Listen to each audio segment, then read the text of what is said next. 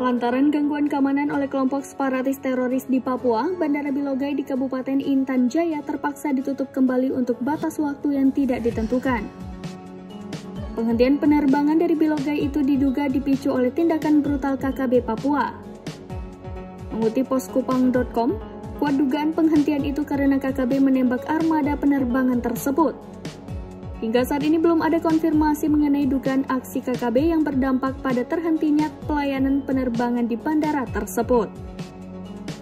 Namun Kepala Unit Penyelenggara Bandar Udara Bilogai Sunarsa mengatakan penutupan penerbangan itu dilakukan karena alasan keamanan.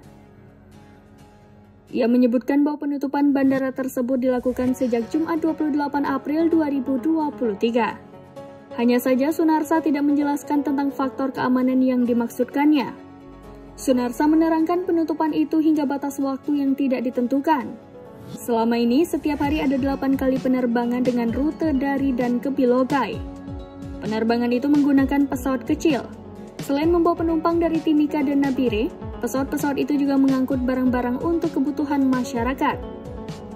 Kapolres Intan Jaya, AKBP Afrizal Asri mengungkapkan bahwa sejumlah warga Sugapa yang masih berada di Nabire mengaku belum bisa terbang pulang kembali ke asal mereka. Lanjut Afrizal, situasi keamanan di Intan Jaya relatif kondusif. Meski demikian, TNI Polri tetap bersiaga dan waspada demi memberikan rasa aman pada warga.